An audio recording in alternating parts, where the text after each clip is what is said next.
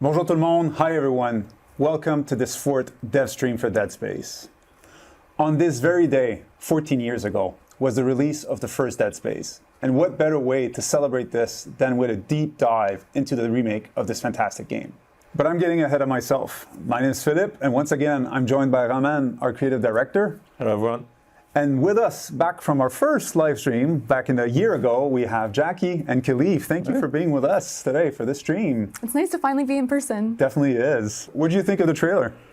I mean, it's so cool to see how far everything has come from, us seeing things really, really early and now getting to see, an almost finished game like this. It's just so awesome to see all of it start to come together in this bigger way. So really, really excited, yeah. Yeah, I'm blown away from going from playtest to finally seeing everything actually come together as well. It just brings up the nostalgia and the new game, and I'm very, very excited. Cool. Nice. Yeah. Well, as I said at the start, this is our second live stream with Jackie and Philippe. And in the first one that we did end of August last year, we talked about the approach that we took for the remake and shown work in progress asset to illustrate our intentions. We followed this up with a second live stream in March with our audio director, Olivier Asselin, to explain our approach on audio that plays such an important part in the game. In the last live stream that we did in May with Mike Yazijan, our art director, it allowed us to go into the details of how the team is recreating the Ishimura for Gen 5. What did you guys learn exactly from doing those past live streams? So it was really interesting to be able to share work in progress or early assets with the community and get early feedback. Like, we got a lot of really good feedback from you, from everybody in the community, but also getting feedback, like for example on the audio of the guns, or how the Ishimura did not look maybe dirty enough, or those kind of things. It was really interesting for us to continue to add and polish the assets we were building for the real game. Yeah, that transparency is something we haven't had a chance to see a lot often in the gaming industry so far. So it was really nice to bring the community in and get feedback, not only with the player council, but with also like people on Reddit and whatnot. Yeah.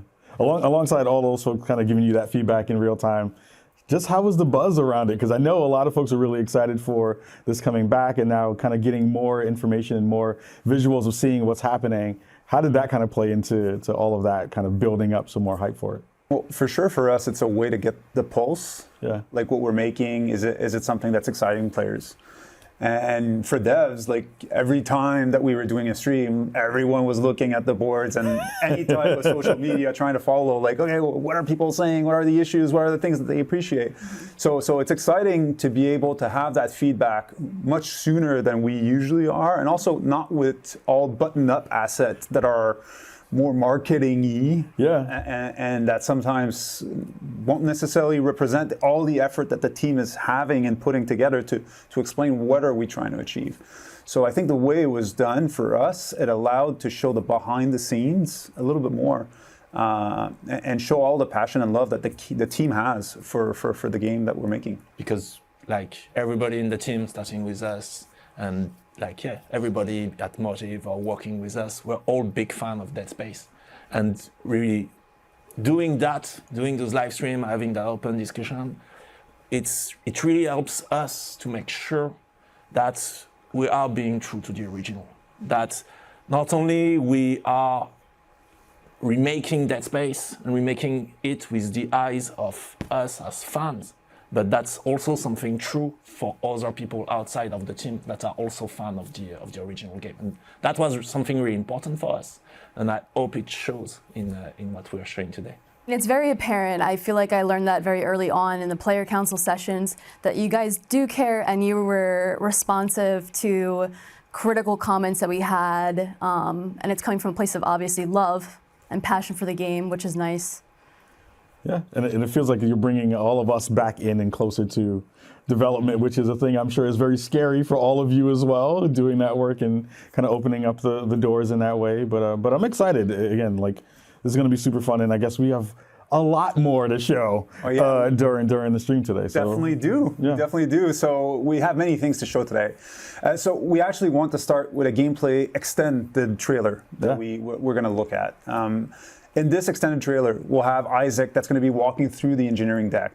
And his mission is to repair the engines. And to be doing that and to be fixing something that completely went haywire, We'll showcase a lot of the novelties that we brought to the game. But Roman, to kick things off, why don't you walk us through the different priorities that we set very early on the project and that have acted as guiding lights for the production? Yes, Phil, but before doing that, I want us to quickly go back to the original Dead Space and just walk you through what we think were some elements that were really unique to that experience and that we really want to recreate and pay really justice to in the remake of the game. And the first one, really unprecedented immersion. Dead Space redefined immersion convention in gaming. No HUD, very few cutscenes, everything geared toward having players at the edge of their seats from start to finish, never letting go of the controller. Iconic setting, inspired by Alien, Event Horizon, and The Thing, Dead Space brought a classic survival sci-fi setting never seen before in game, with this level of quality. Of course, the gameplay, strategic action, shooting monsters in the face was no longer enough. Having players think under pressure to survive with satisfying dismemberment mechanics was seen as one of the most unique gameplay takes for the genre's history. Fast forward to today, and Dead Space is back to its roots and better than ever. The first thing we did was to clarify our design goal, defining what it meant to create a true remake for Dead Space. Those 4 design priorities are true to the original, horror, unbroken immersion, and creative gameplay. All right, a great way to set the table for what's next. So, like I said at the beginning, we have a pre-recorded video of a walkthrough of some of the section of Chapter 3, Inside Engineering. And it's the first time that we'll air this, and it's the first look at an extended version of Chapter 3, so quite exciting. Let's have a look.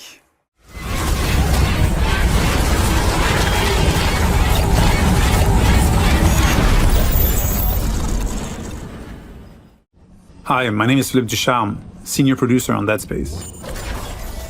Today, I'm here to give you a first look at one of my favorite sections in the game. So we find ourselves here in the Ishimura's hangar at the beginning of Chapter 3. We're going to make our way towards the control room in engineering, where we'll attempt to restart the ship's engine. For those of you who remember the original, the hangar was much smaller than it is now. We get to explore this location and literally fly through it before heading to our destination.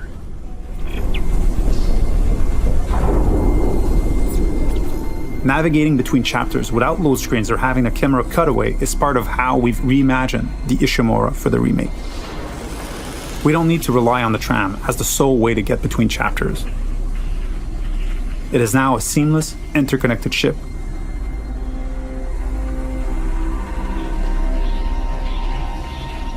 Entering vacuum.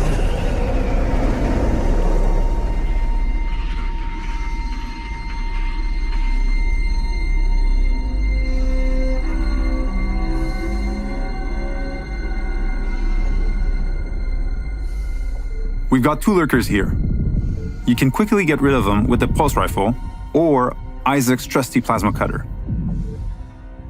There aren't many traditional firearms on board. To survive, you may have to improvise and choose how to take each necromorph down. We're now entering the ship. We have a lot to show you, so let's skip ahead to Chapter 3.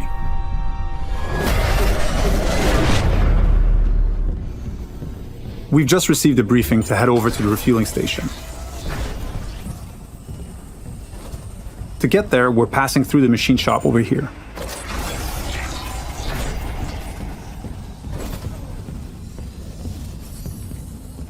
If you needed to backtrack or simply wanted to explore the ship further,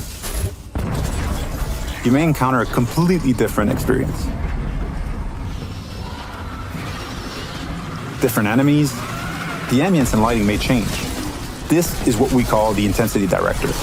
It keeps the Ishimura unpredictable and brings some additional tension and challenge.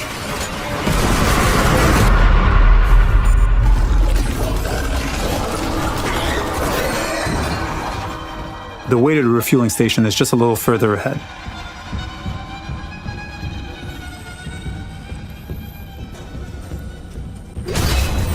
As you can see, some memorable moments are authentic to the original.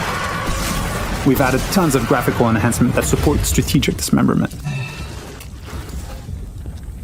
Using Kinesis, we'll bring that gondola over and make our way to the south refueling station.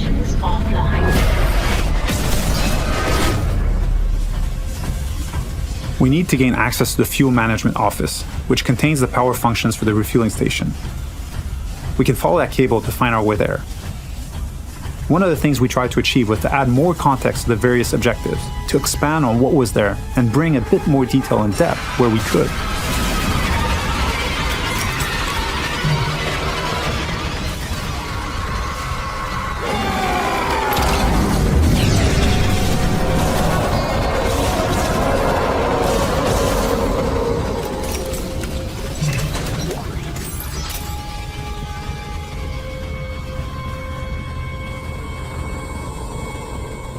The refueling station has no power. We can look for a way to access the fuel management office.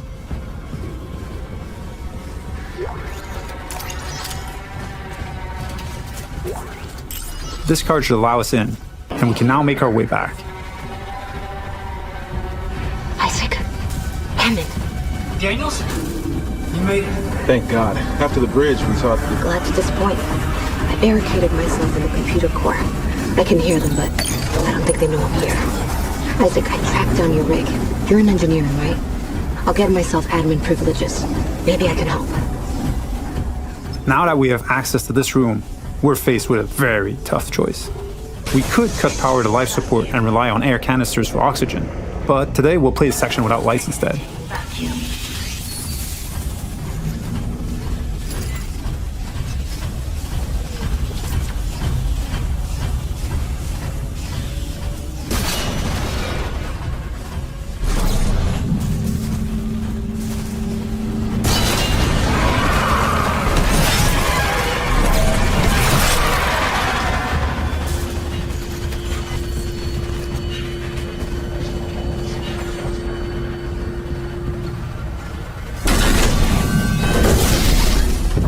With the power restored, the south refueling station can now be activated. Sufficient.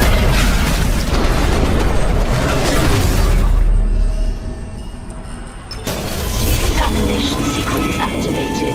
Please stand by. In the decontamination room, using new tech, we've cranked up the tension.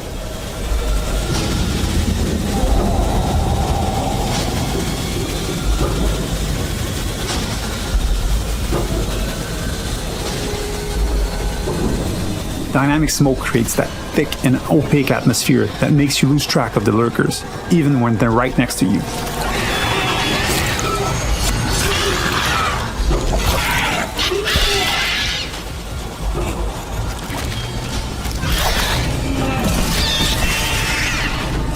It adds to the claustrophobia, the feeling of being locked in with a pack of necromorphs.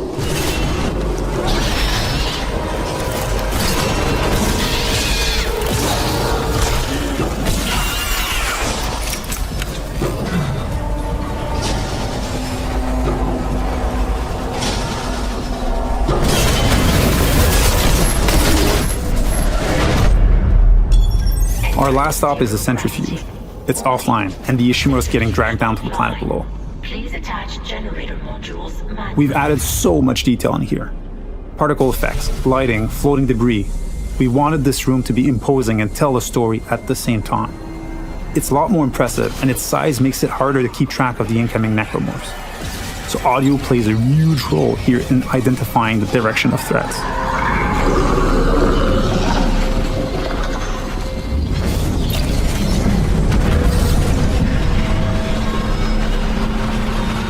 With one of the generator modules back in place, we can head to the second one.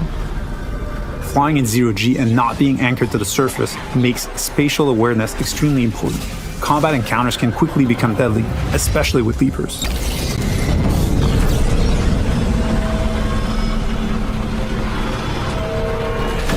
And now, with the generator modules powered up, the centrifuge is ready to be activated.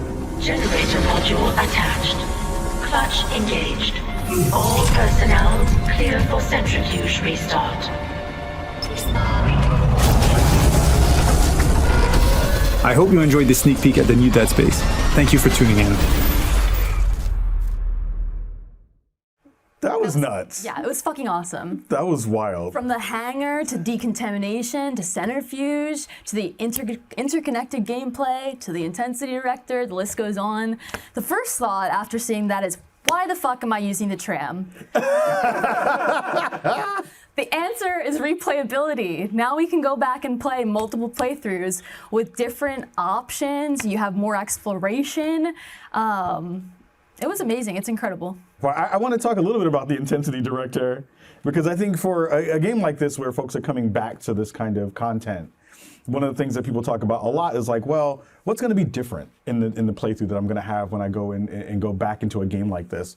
Talk a little bit about the intensity director and how that's going to change the way folks are going to be coming to this new version of a game that they might have played before.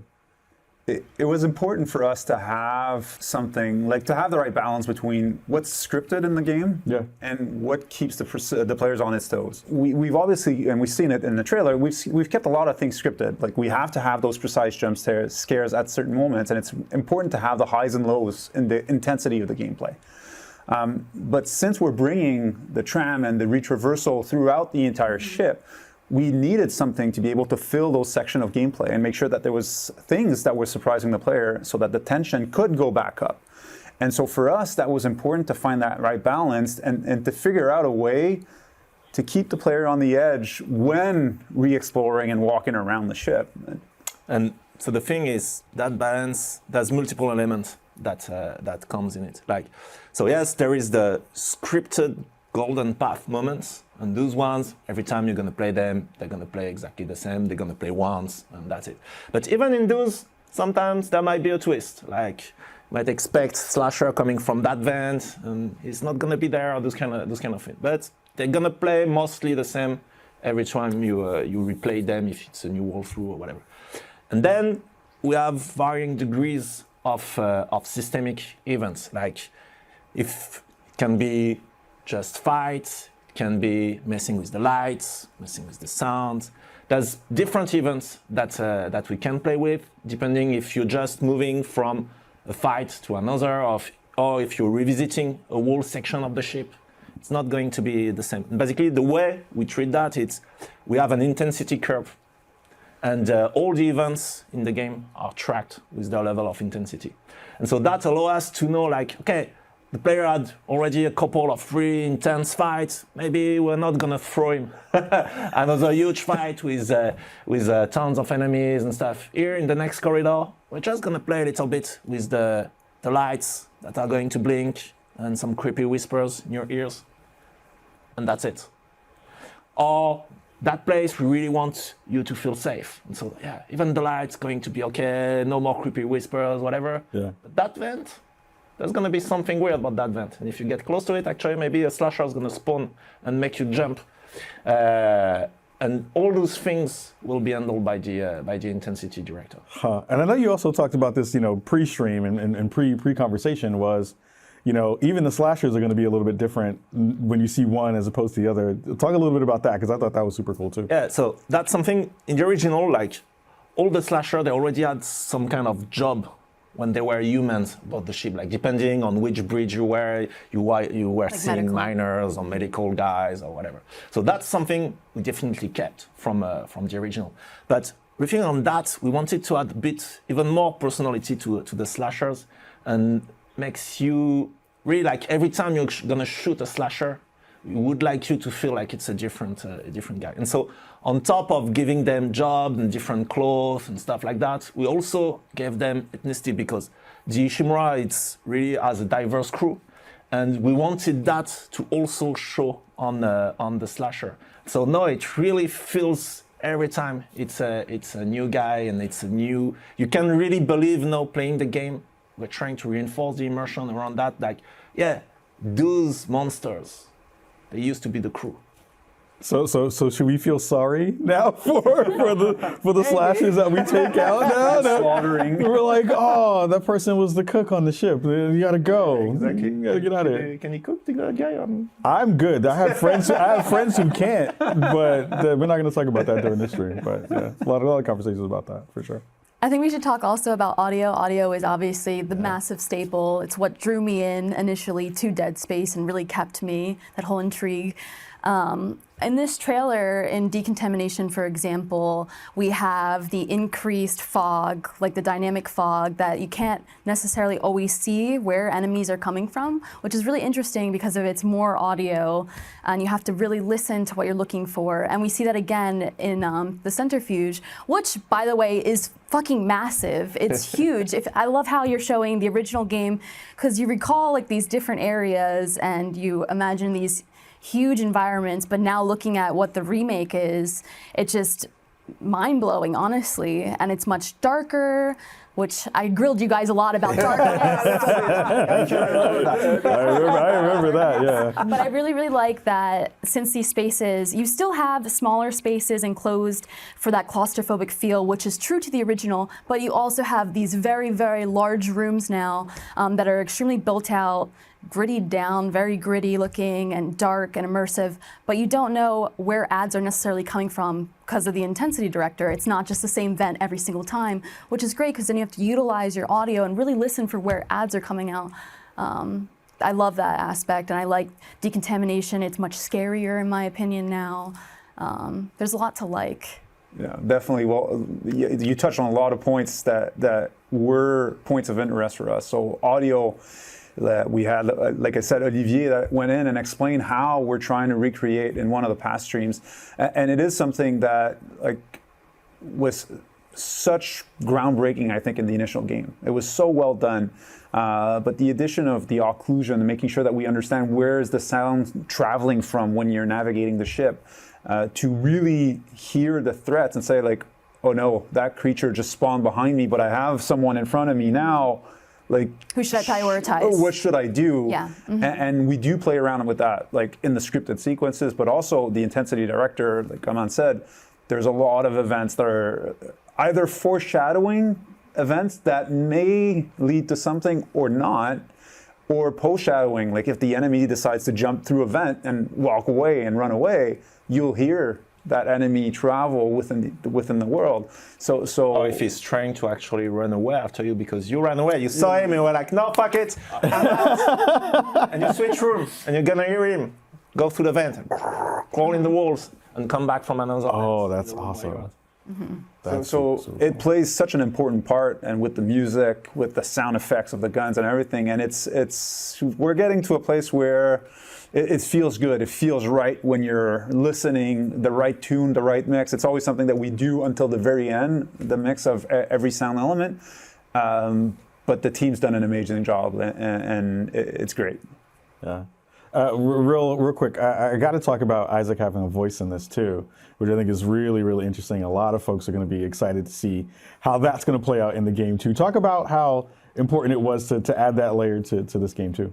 So yeah, definitely early on, that was a huge deal. The discussion around Isaac voice, like in one of our first conceal, we spoke about that, and at first I'm still mad that I wasn't the voice of Isaac. I'm still salty about that. I didn't get that role. Convinced, right? I raised my hand a lot. Are you sure, guys? But so our thought about that was like, so yes, we were making Dead Space, but who's Isaac? Who's that guy? And thinking about Dead Space 2, Dead Space 3, for us, Isaac Clarke, it's gonna write. It's the actor that's playing Isaac in Dead Space 2 and Dead Space 3 that give his voice to Isaac in Dead Space 2 and Dead Space 3. To the point of which in the team we call him Gunner Clarke. It's really is the guy. And so going back to Dead Space, there were elements that we wanted to enhance in terms of narrative, and one of those was Isaac as a character. Why is he coming to Ducharme? What's his relation with the other characters around? And also give him a bit more agency, to have him a little bit more passive, like when you enter an area and you get Hammond or Kendra telling you everything you exactly have to, and what, you're supposed to be the engineer. Like, that's your role. Like, you're supposed to be the guy that knows how to actually make those stuff and get out of that alive. And so for all those reasons, early on we started to think about, okay, we should go back to Gunner right. Now that guy, the Isaac, also in Dead Space 1. And we should give him a voice. And now that's allowed us to unlock all those different elements around giving him a bit more personality and agency in what he's doing and stuff. But the one issue, of course, was with horror, because isolation, it's a huge element of the horror in Dead Space. And it's that element like when you're in the dark and you have to go in the basement and you're looking for the lights. Know what I'm talking about, Califrax? No? And you don't find the fucking lights and you start to talk to yourself because it reassures you. Yeah. And that was definitely something we didn't want it for Dead Space. We didn't want Isaac to start to talk when he's alone, because that would break the horror element. And so we have that one rule that is almost true across the game. We maybe break it once or twice, not more, which is Isaac only talks when he's being talked to. He only answers. Like you get to medical, you see the barricade, Hammond starts to talk to you, and Isaac will answer and say, yeah, that's the fucking barricade, I have to blow it. And it's Isaac that's going to come with the plan of what to use and where to find those things to blow the barricade. But then, once that communication is done, and you're alone in medical, and he's not gonna comment what he sees, and he's gonna shut the fuck up. And that's something that's really important for us, and I think it really improves the immersion, because also it gives reactions to Isaac to elements that were feeling weird if he was not reacting to, or if he had no emotion about what's happening. Yeah, that's awesome.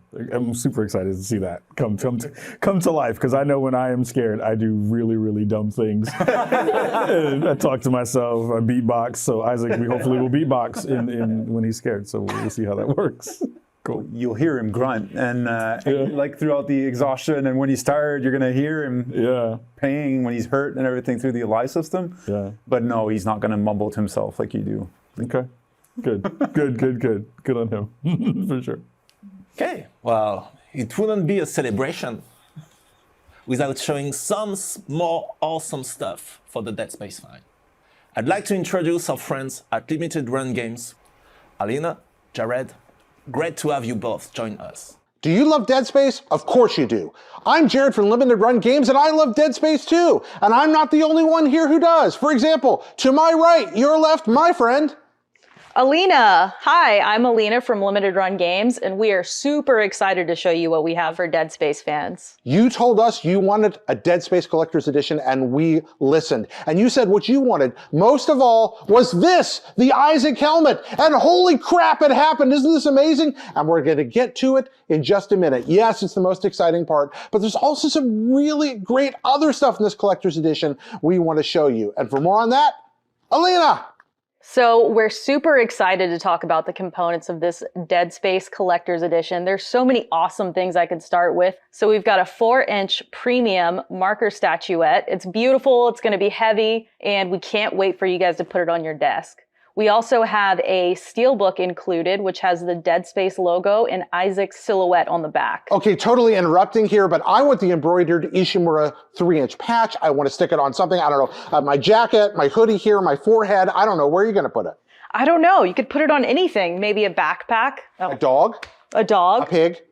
A dinosaur? pig too, yes. Pizza? Yes. Don't eat it. But it might taste good. Yeah, getting back to this, apparently we also have a lithograph of some sort? Yeah, we do. We also have a lithograph print encased in a bifolding portfolio. It also has foil stamped logos on the front of it. It's going to be awesome. I want to get my hands in this marker enamel pin. You can stick it in your Crocs, in your bulletin board, in your wall. You can stick it anywhere you want to.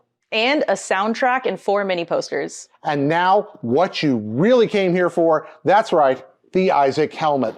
Look at this thing of beauty. It lights up. It's big. It's hefty. And it's absolutely enormous. Not only is it big and hefty and enormous, it's also adjustable. Now, I have a truly colossal noggin, like a big old fat head. And this thing, watch this. Goes right on it. That's right. Alina, is this an improvement? I think it looks very good. You do? Well, you know what? I mean, okay, so once again, it's adjustable, so it'll fit any size head or almost any size head. My head, probably your head, definitely Alina's head, but you're not going to put it on. My hair. So yeah, there's a lot of love and passion that went into the creation of this helmet. It's based on in-game sculpts. Our team worked directly with the character artist to get the paint, shape, and feel just right. You can feel the love that went into every texture of this helmet. Folks, this is a spectacular collectible. I really, really hope you're going to enjoy it. We're happy to offer it. Alina, tell folks where they can get it today. You can pre-order the Dead Space Collector's Edition for a limited time on limitedrungames.com. You can get it for PlayStation 5, Xbox, and PC. Friends, this is one spooky piece of headgear. We hope you enjoy it. Bye-bye. Bye. Thank you, Alina, Jared, everyone at Limited Run Games. This looks great. Thank you for putting this together. What are your thoughts? My eyeballs immediately gravitate towards the LED helmet. I'm more looking at the marker. I love small things you can put on your desk and kind of show your fandom and nerddom in that way. And weirdly, I like the propaganda poster stuff. Like, you know, kind of getting a chance to see like inside the world of the game in those kinds of ways. That stuff always makes me really happy. So are you gonna wear the helmet though? I am. Yeah. On stream. I love that. I love that. Also, following some of the streams, we saw the comments from fans that like they've liked the shorts that we had, the hoodies that we shown at the different live streams, and they were asking where they could get it. So like we're happy that working with different teams internally, we actually were able to spin out a shop that's going to be coming soon. So you're going to be able to get sort of the shirts like mine, like Roman's, so and other stuff. prototype, but there will be multiple shirts, hoodies, stuff like that. So keep on the lookout for the store coming soon, right? Yeah. All right, time to wrap this up. Huge shout out to our team at Motive and all of the collaborators that have helped us bring this remake to you all. And a big thank you to everyone working on that project, whether it's at Motive or all of our partners, but also to everybody in the Community Council. Thank you very much for all your feedback, for helping us make that remake a true Dead Space experience. And to everybody in the larger community that tuned in during our live stream, that gave us feedback, that also helped us shape that remake. Thank you very much. We're lucky to have the Community Council that's with us today for the anniversary live stream. So thank you all for your presence. Your feedback has been very useful all throughout production. So being with us since conception, it's been great. Thank you. If you like what you've seen today and are excited about the return of Dead Space on PC and next-gen consoles, the game is available for pre-order, or you can mark your calendar for January 27th, 2023. We're eagerly looking forward to that date. Be sure to follow our different social channels to stay up to date on all the Dead Space related information so you don't miss anything leading up to our launch. Jackie, Philippe, thank you for being with us today. Excited to play some more of the game? I mean, it is time now for us to stomp out some Necromorphs. I'm excited for that. I'm excited to check out the Ishimura and all the goodness that you put in. So it's time. It's time to get it on. I'm really hyped for launch. Ready, it's about time. Oh yeah. Roman, comme toujours, un plaisir. Merci, Phil. Thank you, everyone. I hope you've enjoyed the stream today and looking forward to showing more of the game to you all.